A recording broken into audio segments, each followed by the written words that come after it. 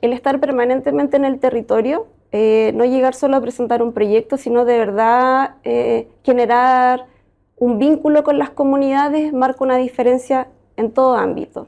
Yo creo que cuando uno se sienta con una comunidad, lo que hay que respetar mucho es la transparencia en el diálogo y en cumplir los compromisos.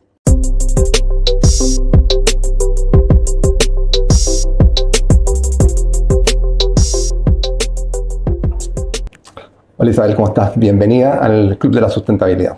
Gracias, Felipe. Gracias por este espacio. Oye, interesante conversación vamos a tener hoy día porque vamos a hablar sobre los temas de participación ciudadana desde las empresas y cómo se relacionan con las comunidades. Y siempre comenzamos estas conversaciones un poco con lo que te mueve, con lo que te apasiona, con qué es lo que hoy día te apasiona o te mueve dentro de tu trabajo. Yo creo que primero es importante destacar que el proyecto Quemarlo Aguirre es un proyecto de gran escala. O sea, ya partimos desde aquello. Y tiene una alta complejidad técnica, una alta complejidad medioambiental y social. Y creo que eso ya es un desafío permanente, constante, que obviamente genera este atractivo, ¿no es cierto?, en el trabajo. Y eso significa desde el área de relacionamiento comunitario que, bueno, tenemos que estar presentes en 28 comunas, estamos pasando por 5 regiones, por lo tanto, el conocer las dinámicas de las regiones, de las distintas localidades, el conocer su cultura y a la vez las problemáticas que las comunidades tienen, por supuesto que hace que el desafío de trabajar en este proyecto y en conexión es que tenemos que lograr metodologías flexibles. Y yo creo que si hay algo que me apasiona mucho de esto, pero parte de la base, que Conexión dentro de sus lineamientos de trabajo tiene esta flexibilidad que nos permite a nosotros generar estas metodologías que sean atingentes a cada territorio. Bien, perfecto. ¿Cómo entendemos el relacionamiento comunitario desde Conexión Quemarlo Aguirre? O sea, partimos de la base que en nuestro rol y lo que queremos como Conexión es obtener una licencia social, ¿ya? Y desde la licencia social esto significa lo que hablaba como desde el principio. O sea, tenemos que vincularnos con las comunidades, pero primero conocer quiénes son las comunidades.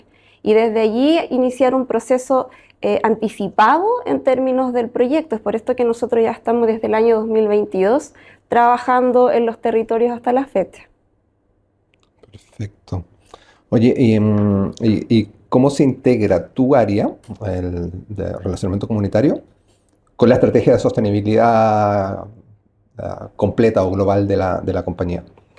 Dentro de los pilares nosotros tenemos, bueno, sabemos que está lo medioambiental y en ese sentido ha sido fundamental el trabajo y el proceso, cuando partimos en el año 2022, el proceso anticipado, ¿sí? Ya el proceso ciudadano anticipado, porque esto a nosotros nos permitió entregarle a las comunidades información temprana. Ya este diálogo, cuando nosotros hablamos que queremos un diálogo transparente, pero también depende de nosotros, en cómo llegamos con la información.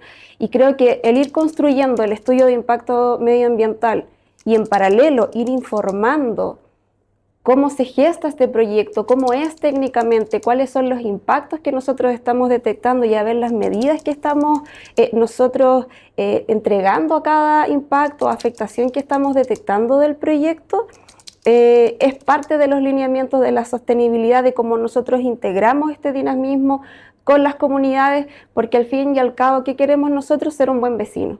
Ser un buen vecino no solamente en el ir a presentar un proyecto, sino de llegar hasta la operación como un buen vecino. Perfecto. Oye, ¿cómo ha sido este proceso de vinculación con las comunidades?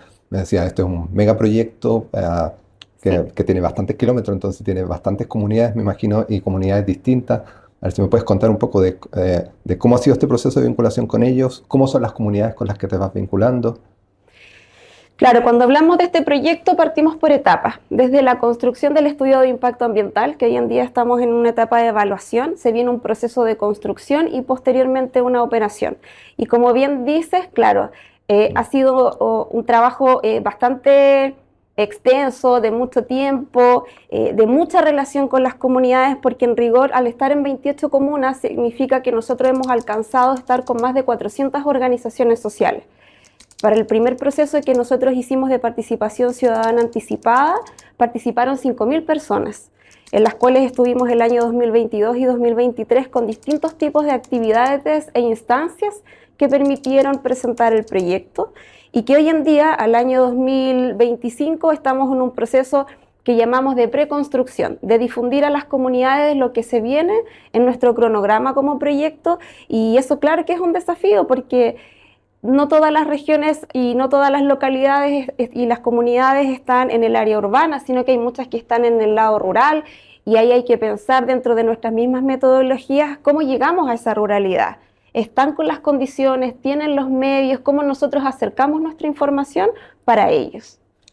Oye, ya que me nombraste a las comunidades rurales y a las comunidades indígenas, me gustaría saber qué aprendizajes destacarías de los que han sacado, porque cuando uno lo mira desde la ciudad y no se ha relacionado mucho con el mundo rural, hay problemáticas que como que uno no piensa que existen en Existe. Chile, no sé, o sea, hoy día conexión a internet, por ejemplo, acceso a agua potable, como hay distintas problemáticas que uno desde la ciudad las mira y dice, están todas resueltas.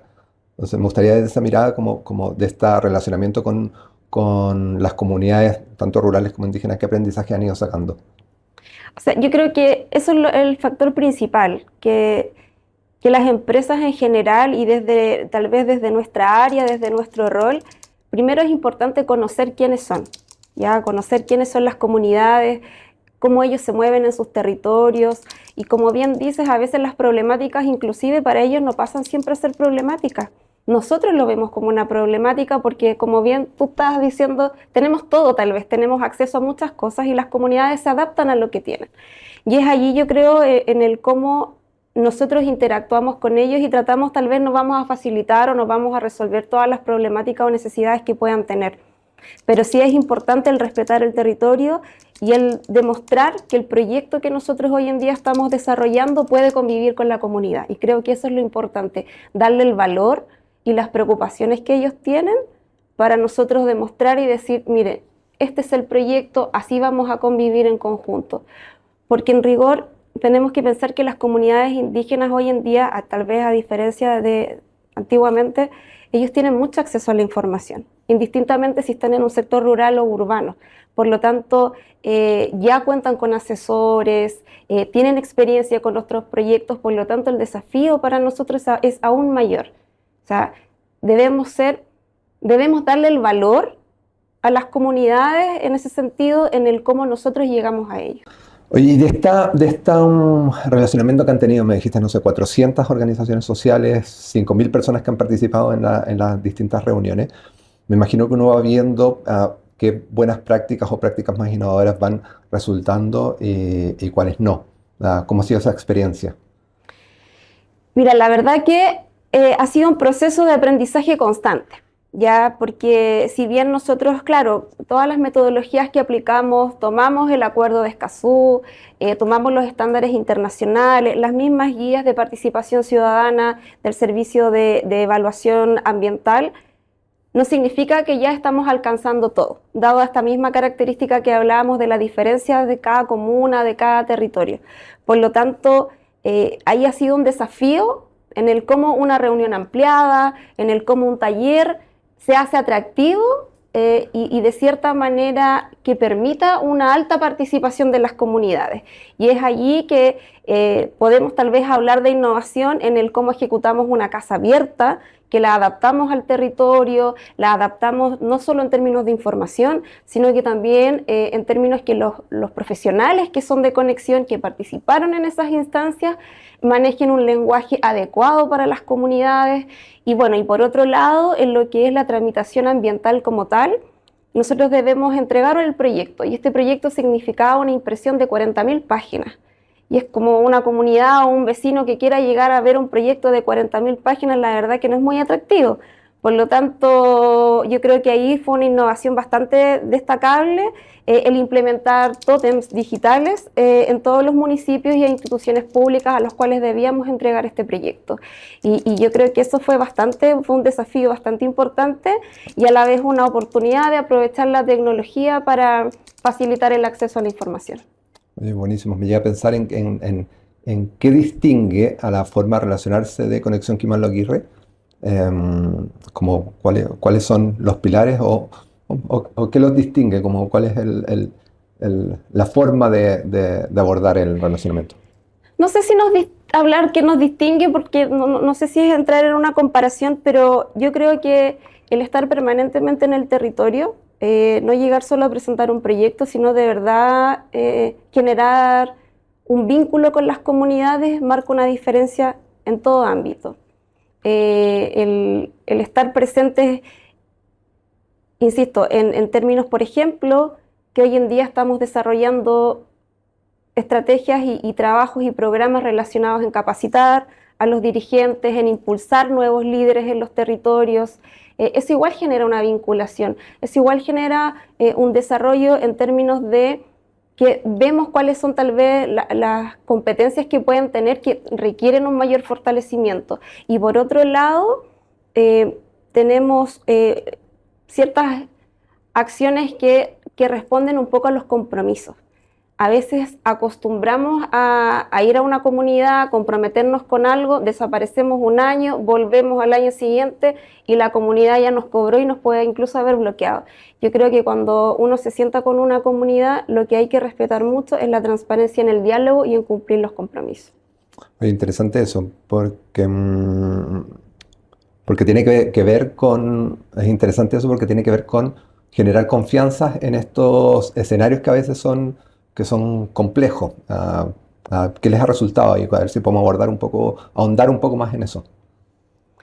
Yo creo que el ejemplo claro es el proceso que vivimos en el 2022, que fue la entrega de información anticipada, información transparente. Yo, para generar un diálogo, tengo que ser transparente en la información que entrego.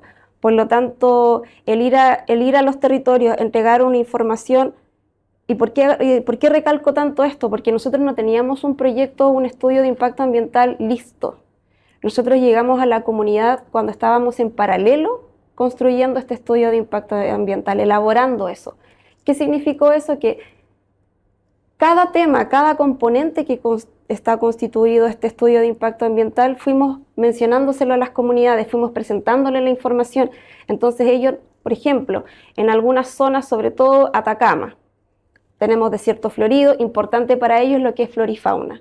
El nosotros estar informando permanentemente las campañas que se levantaban de flora y fauna ya es un recurso de transparencia, ya es una instancia que te abre el proceso al diálogo. En Coquimbo tienen que ver, en algunas zonas eran temas también de flora, también de arqueología, otros temas de recurso hídrico. Entonces, todas esas diferencias y esa entrega de información en función del proyecto te va abriendo el diálogo con las comunidades. Y eso no se tiene que perder. Perfecto. Me hablaste de la coherencia, de la transparencia, y me gustaría saber, en el actuar de Conexión Quimalo-Aguirre, ¿qué rol juega la coherencia entre lo que se dice y lo que se hace? Me lo nombraste ahí cuando se relacionaban con las comunidades, que uno no puede desaparecer. Claro. ¿Cómo lo ven? Sí, yo creo que el eje principal, esto radica cuando hablamos de coherencia desde el diálogo, ¿ya? Y en ese sentido nosotros estamos alineados y tenemos que cumplir desde el propósito de conexión, y desde allí en el cómo vamos desarrollando este proyecto, desde lo técnico, desde lo ambiental, desde lo social, y desde allí de cómo nosotros vamos generando podemos llamar estrategias, metodologías o planes de trabajo con las comunidades, es la coherencia que debe existir entre la información que entregamos, que vaya acorde a las mismas comunidades, porque al final eso te da el paso a poder abrir un diálogo. Y mientras yo pueda abrir un diálogo, se va a ver y la gente lo percibe cuando es un diálogo transparente, porque inclusive en ese diálogo y en esa entrega de información, tanto temprana y de manera técnica, te pueden decir que no al proyecto, te pueden rechazar el proyecto, y eso tampoco está mal, porque el hecho de que ya te puedas sentar en la mesa a generar este diálogo, ya hay una coherencia, ya sea positiva o negativa, y eso te va a permitir siempre seguir en el territorio. Y siento que esa coherencia ha permitido que desde el 2022, ahora que estamos en el 2025, se ha dado la coherencia. porque aún seguimos trabajando con las mismas organizaciones, con las mismas comunidades. Se han ido aperturando algunas nuevas, obviamente, porque en el camino se van formando nuevas organizaciones, como así también hay otras que ya se van, no sé si retirando, pero ya no están dentro del área o ya están conformes con la información, pero tampoco están fuera de nuestro radar, por así decirlo. Así es que esperamos seguir también, obviamente, en esta línea. Oye, hay una cosa interesante ahí porque en estas mesas, y me imagino que se sientan organizaciones muy distintas. Sí. Se sienta la empresa, se sienta la comunidad, las organizaciones, no sé, de liderazgo más locales. Y en esos diálogos de personas distintas, hay una riqueza, me imagino, gigante. Sí, porque en rigor es como que partimos al inicio, o sea, nosotros tenemos que conocer los territorios y en estas mismas dinámicas no siempre tenemos el diagnóstico el primer día. Yo puedo ir a terreno, levantar información, pero es distinto cuando viene propio de la comunidad en una reunión, como bien tú dices. Y efectivamente, o sea, nos ha pasado que el proyecto se ha presentado y nos dice, ustedes no conocen mi territorio. Y es lógico porque no estamos presentes allí las 24 horas y no convivimos con ellos. Y, por ejemplo, un poco para relevar este trabajo y, como tú bien dices, enriquecer la información que de allí podemos rescatar de las propias comunidades, por ejemplo, es que hacemos muchos talleres en terreno. Hacemos salidas a terreno con las comunidades, les mostramos dónde va el proyecto y así ellos nos van entregando información también nos hacen un check. Si efectivamente esta planta es de aquí, no, a usted le falta este registro de esta planta o de este animalito o de este insecto, por lo tanto es súper atractivo y en ese sentido a nosotros nos enriquece mucho que ese diagnóstico no sea solamente levantado desde un consultor tal vez, sino que lo podamos vivir directamente con las comunidades.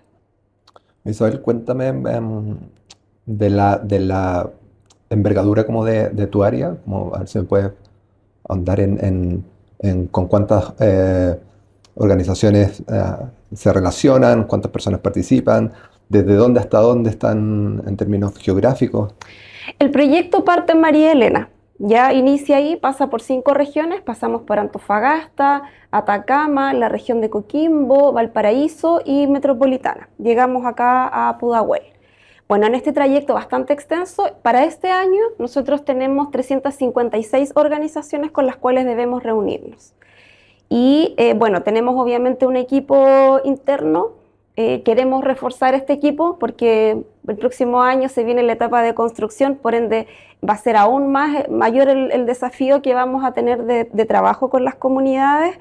Y allí lo que nosotros tenemos que hacer hoy en día es empezar a informar tempranamente de lo que se viene en el 2026. Y aquí está el desafío claro, en cómo llegamos en estas 356 organizaciones que está constituida por juntas de vecinos, clubes deportivos, APR, comunidades indígenas, comunidades agrícolas y otras organizaciones funcionales propias de cada territorio. Me doy cuenta por lo que me cuentas, o sea, el acceso a la información voy a poner 3 palabras, acceso a la información, coherencia y transparencia, son lo que te guían finalmente la conversación para tener una buena relación con las distintas comunidades. Exactamente, esos son los pilares. Así hablamos nosotros que queremos obtener una licencia social, esos son los pilares fundamentales para nosotros poder alcanzarla. Buenísimo. Gracias, Isabel, por estos minutos de conversación con Diario Sustentable. Gracias, Felipe, a ti.